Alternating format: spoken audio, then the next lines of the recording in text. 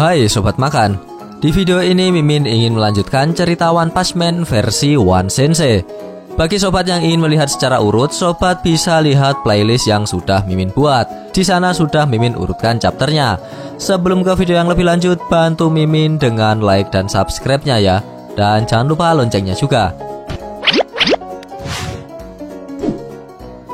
Sebelumnya perlu Mimin ingatkan, ini spoiler ya. Bagi yang hanya menikmati animenya saja dan gak mau kena spoiler, bisa tutup video ini sekarang. Lihat dikit-dikit juga boleh. Kita lanjutkan alur cerita manga One Punch Man garapan One Sensei pada chapter ke-105. Di chapter sebelumnya, kita diperlihatkan pertarungan epik antara Saitama dan Tatsumaki. Pertarungan antar dua makhluk terkuat di bumi itu bukanlah pertarungan biasa. Terbukti, jika Saitama dan Tatsumaki bertarung tidak hanya di kota A saja, melainkan sampai ke kota H dan N. Dan pada akhirnya Tatsumaki harus mengalami luka yang cukup parah karena ia memaksakan diri ketika melawan Saitama. Walaupun begitu, Saitama di akhir chapter kemarin mampu dihempaskan oleh Tatsumaki hingga ke perut bumi. Bagaimana kelanjutan kisahnya? Mari kita bahas. Di awal scene kita diperlihatkan sosok Tatsumaki yang telah dihempaskan Saitama ke dalam perut bumi sedang pergi menjauh dari markas asosiasi pahlawan. Pada awalnya, Tatsumaki ingin mengurus Fubuki terlebih dahulu. Namun Tatsumaki mengurungkan niatnya karena ia sedang mengalami luka akibat memaksakan diri ketika melawan Saitama. Alasan Tatsumaki tidak ingin bertemu adiknya ketika terluka karena Tatsumaki tidak mau terlihat lemah ketika di hadapan adiknya. Dan Tatsumaki pun perlahan menjauh dari markas asosiasi pahlawan. Belum sempat Tatsumaki pergi jauh dari markas, Fubuki tiba-tiba datang menghampiri Tatsumaki. Tatsumaki sempat dibuat sedikit terkejut dengan kedatangan Fubuki. Ketika sampai di lokasi kakaknya, hal pertama yang ditanyakan oleh Fubuki adalah keberadaan Saitama. Di mana Saitama? Kata Fubuki. Kemudian Tatsumaki pun menjawab, pertanyaan yang bagus. Menurutmu, apa yang terjadi padanya? Kata Tatsumaki. Mendengar perkataan dari Tatsumaki, Fubuki pun sedikit menunjukkan raut wajah marah kepada kakaknya. Lantas Tatsumaki pun berkata, wajahmu mengingatkan jika kau ingin mengalahkanku. Wajahmu menunjukkan keinginanmu itu. Kau seakan sedang melihat monster. Tapi kalau aku adalah monster, kau pasti sudah mati. Kata Tatsumaki. Kemudian Tatsumaki kembali menceramahi adiknya tentang kehidupan yang keras di dunia ini. Dan Tatsumaki pun harus berkata jika Fubuki harus kuat untuk menghadapi dunia ini. Dan ia tidak tergantung dengan kekuatan orang lain. Mendengar kakaknya yang masih mengaturnya, Fubuki pun bereaksi. Aku sudah lelah mendengar pembicaraan ini, kata Fubuki. Kemudian dengan kemarahan yang memuncak dalam dirinya, Fubuki menyiapkan diri kembali dan berniat untuk bertarung lagi dengan kakaknya. Kekuatan Esper pun mulai mengelilingi seluruh tubuh dari Fubuki. Melihat adiknya yang mulai jadi seorang pemarah dan keras kepala, Tatsumaki pun berkata, dia jadi mirip sepertiku, kata Tatsumaki. Dan tiba-tiba, tim Fubuki yang telah dibubarkan, mereka justru tidak menuruti perkataan dari Fubuki untuk bubar. Mereka justru terus mengikuti Fubuki. Melihat bawahannya datang menghampirinya, Fubuki dengan terkejut berkata, kalian semua, kenapa kalian datang ke sini? Kata Fubuki. Kemudian bawahan Fubuki mulai menjelaskan kepada Fubuki jika mereka tidak mau bubar. Alasannya karena Fubuki telah membawa tim Fubuki sampai sejauh ini dan mengubah mereka dari orang biasa-biasa saja menjadi orang yang tidak dapat dipandang sebelah mata. Lantas, salah satu dari mereka berkata, kami mungkin hanya memberi masalah, tapi kami akan menjadi lebih kuat lagi, lebih kuat dan lebih kuat. Jadi, kumohon, izinkan kami tetap bersama Anda. Melihat drama yang terjadi antara Fubuki dan timnya, Tatsumaki lantas berkata, apa ucapan perpisahan kalian sudah selesai? Dengan ini, aku tidak perlu menahan diri untuk melawanmu, kata Tatsumaki. Mendengar kakaknya seperti itu, Fubuki pun dibuat ketakutan. Dan tiba-tiba, Tatsumaki kemudian mengangkat sebuah batu besar dan berkata, kau sudah kehilangan semangatmu. Sudah kuduga. Grup Fubuki lah yang membuatmu menjadi lemah. Aku akan melepaskanmu dari mereka, kata Tatsumaki. Batu yang diangkat oleh Tatsumaki itu pun lalu dilemparkan ke arah tim Fubuki.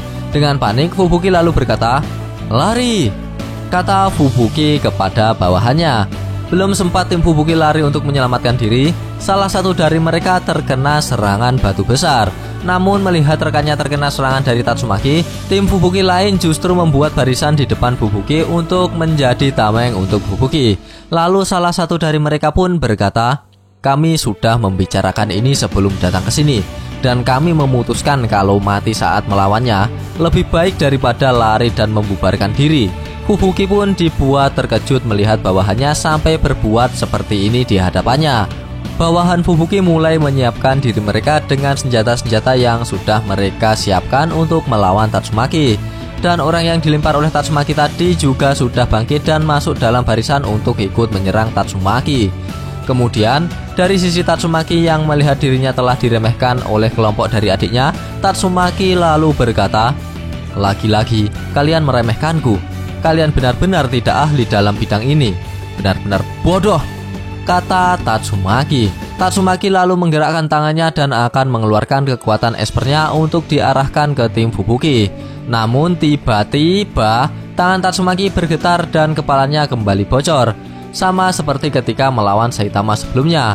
Sontak Fubuki dan bawahannya dibuat kaget dengan keadaan Tatsumaki. Dengan rasa malu, Tatsumaki lalu menutupi kepalanya dan merubuhkan dirinya ke tanah. Apa yang terjadi? Jangan-jangan, kata Fubuki. Dan tiba-tiba suara erangan muncul di tempat mereka. Suara apa itu? Kata salah satu bawahan Fubuki. Kemudian yang lain ikut menimpali. Lihat di sana, ada debu yang keluar dari tanah. Ia menunjuk ke sumber erangan. Lalu di balik kepulan debu, muncul sosok gundul pelontos melirik ke arah mereka. Menakutkan, teriak bawahan Fubuki. Dan nampaknya itu adalah Saitama yang berhasil keluar dari dalam perut bumi. Sambil masih di dalam tanah, Saitama kemudian berkata, "Kau sudah melakukannya." Dan kemudian Saitama dengan cepat menuju ke tempat Tatsumaki. Uniknya, Saitama menghampiri Tatsumaki masih dalam posisinya di dalam tanah. Jadi ya kayak berenang tapi di dalam tanah. Benar-benar koplak pahlawan kita satu ini. Si budak itu sangat cepat. Awas, hindari dia, kata bawahan Fubuki. Setelah sampai di lokasi Tatsumaki, Saitama lantas muncul ke permukaan dan langsung mengepalkan tangannya yang seperti akan menyerang Tatsumaki. Lalu Saitama berkata kepada Tatsumaki, "Aku hampir lupa tujuanku sebenarnya. Benar, aku mau ngomong sama orang yang sudah menghancurkan rumahku. Kita selesaikan urusan kita terlebih dahulu," kata Saitama. Menanggapi Saitama yang marah padanya, Tatsumaki lalu berkata kepada Saitama, "Aku tidak peduli. Aku tidak ada urusan denganmu lagi. Tapi sepertinya kau tidak akan terima dengan alasanku itu," kata Tatsumaki. Melihat Tatsumaki dan Saitama akan bertarung kembali, Fubuki lalu berkata, "Tunggu, kakakku masih belum sembuh total dari lukanya saat pertarungan dengan asosiasi monster. Kalau begini terus, bisa-bisa dia akan mati. Kau juga berpikir begitu kan?" kata Fubuki seperti mencegah Saitama. Menanggapi perkataan dari Fubuki, lantas Saitama menawarkan kepada tim Fubuki jika ini merupakan kesempatan bagi mereka, karena dengan kondisi yang seperti ini akan mudah mengalahkan Tatsumaki. Kemudian Saitama mengingatkan kepada tim Fubuki jika sebelumnya mereka telah dihajar oleh Tatsumaki. Dan Saitama lalu berkata, "Sekarang kalian bisa membalaskan dendam kalian kepadanya. Kalian juga ingin grup Fubuki tetap ada, bukan? Sekarang ini adalah satu-satunya kesempatan kalian," kata Saitama. Baik Fubuki dan timnya dibuat terkejut dengan sikap Saitama. Tapi dengan sikap kesatria, tim Fubuki tidak menuruti perkataan dari Saitama. Mereka beranggapan jika melawan Tatsumaki dengan cara seperti ini, mereka tidak akan bertambah menjadi kuat dan selamanya akan menjadi orang lemah. Salah satu dari mereka sampai dibuat menangis haru dan berkata, "Kita harus menjadi lebih kuat, lebih kuat." Mendengar ketulusan dari timnya, Fubuki lantas berkata, "Kalian sudah mengatakannya, jadi berusahalah semaksimal mungkin agar menjadi lebih kuat. Kalau tidak, aku akan meninggalkan kalian," kata Fubuki. Dengan girang tim Fubuki menuruti perkataan ketuanya, dan tim Fubuki tidak jadi dibubarkan. Tatsumaki pun lalu pergi terbang menjauh meninggalkan tempat itu tanpa berkata apapun. Saitama pun juga bersikap demikian. Ia pergi meninggalkan tempat tersebut tanpa pamit. Dan anehnya, Saitama pergi dengan cara berenang dari dalam tanah. Mungkin Saitama masih menyukai aktivitas berenang di dalam tanah. Dan tiba-tiba scene pun berakhir. Kampret, padahal udah seru loh. Gak apa-apa, kita lanjutkan besok di chapter berikutnya.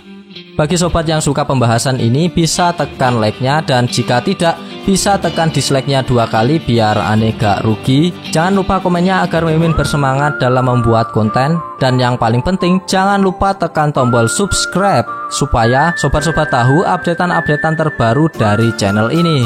Terima kasih telah menonton, sampai jumpa di video-video selanjutnya. Goodbye, dadah.